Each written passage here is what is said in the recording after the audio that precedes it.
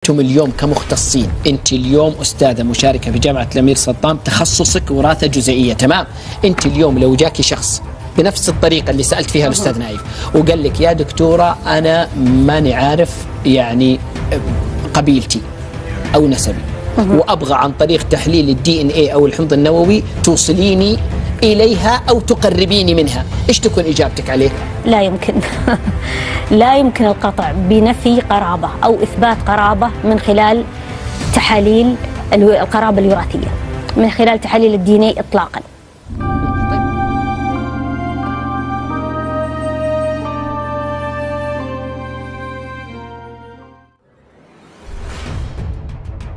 الحمد لله رب العالمين، وبه نستعين على أمور الدنيا والدين، والصلاة والسلام على أشرف الأنبياء والمرسلين سيدنا محمد وعلى آله وصحبه أجمعين. أما بعد. Keberadaan nasab sangat penting dalam dimensi hukum Islam. Nasab dan keberadaannya cukup menjadi bahan dasar tetapnya beberapa hukum, baik dalam dimensi hukum keluarga hingga pidana. Nasab merupakan satu unsur penting dalam kajian keislaman. Kajian nasab ditempatkan sejajar dengan bidang materi hukum syariat yang lain. Menimbang pengaruhnya relatif cukup signifikan, baik dalam keterkaitannya dengan hukum keluarga Islam, muamalah, termasuk jinayat, atau hukum pidana. Nasab oleh para ulama fikih sering dimasukkan sebagai materi hukum keluarga, juga tidak jarang dibahas pula dalam kajian hukum pidana. Misalnya, hubungan kio, atau hukum balas dalam kasus pembunuhan, yang kebetulan korban dan pelaku memiliki hubungan nasab, juga masih banyak contoh lainnya yang relevan. Nasab dalam dimensi hukum keluarga sangat penting untuk dapat ditetapkannya beberapa masalah hukum. Keterhubungan hukum nasab ini seperti disebutkan oleh Al-Sarawi, misalnya hak-hak pendidikan, pengasuhan anak, nafkah, hukum tentang harta, wasiat dan seterusnya. Tes DNA oleh para ahli mampu menelusuri jejak hubungan darah seseorang, sehingga diketahui asal-usulnya dari mana dan kepada siapa orang tersebut dapat dihubungkan tali kekerabatannya. Penggunaan tes DNA terutama dalam dunia forensik memang bukan barang baru lagi. Tes ini sering digunakan untuk menelisik seseorang yang sudah meninggal tapi tidak diketahui identitasnya. Kondisi demikian sebelumnya tidak pernah terjadi pada zaman Rasulullah, yang ada hanyalah qiyafah, yaitu suatu keahlian untuk mengetahui kemiripan seseorang melalui jejak kaki atau telapak kakinya, kepada siapa anak tersebut dinasabkan, yang dilakukan oleh Qoif. Pertanyaan kemudian, apakah tes DNA itu bisa digunakan untuk menetapkan ilhaq nasab, atau keturunan yang memiliki hubungan darah, sebagaimana halnya qiyafah tersebut?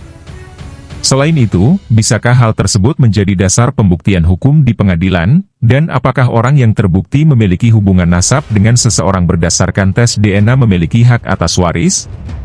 Karena orang yang memiliki hak atas waris adalah orang yang bisa dinasabkan secara syar'i, artinya bisa dinasabkan secara sah akibat perkawinan.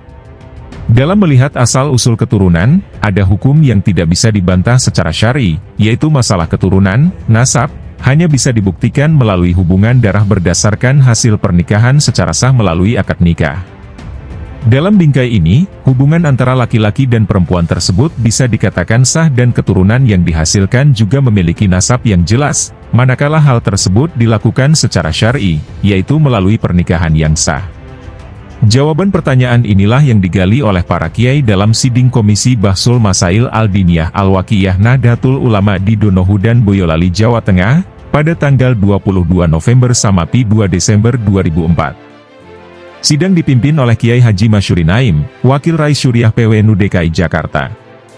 Dalam Bahsul Masail tersebut diputuskan, bahwa tes DNA boleh dan halal dilakukan, tetapi tidak bisa ditetapkan secara syar'i, atau hukum fikih Islam, sebagai ketentuan untuk menentukan seseorang itu memiliki hubungan darah atau tidak dengan yang lainnya.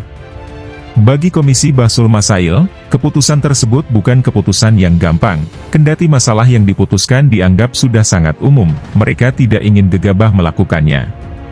Untuk mengetahui pendapat ahli genetik molekuler tentang DNA ini, kita akan mengutip pendapat Dr. Zainab Al-Mutairi, yang berspesialisasi dalam genetika molekuler, seorang anggota Asosiate Profesor di Universitas Prince Saddam bin Abdulaziz, Sekolah Tinggi Sains dan Humaniora, Departemen Biologi di Kota Al-Harj di Arab Saudi.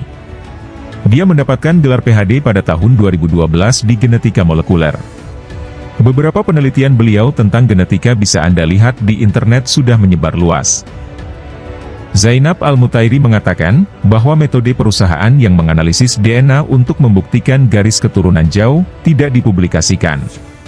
Al-Mutairi menyatakan, saat wawancara dengan program Yahla di saluran Rotana Halijia, bahwa dia tidak tahu atas dasar apa metode penelitian mereka untuk menentukan garis keturunan yang jauh dan tidak diumumkan, karena cara mereka menangani data adalah tidak jelas.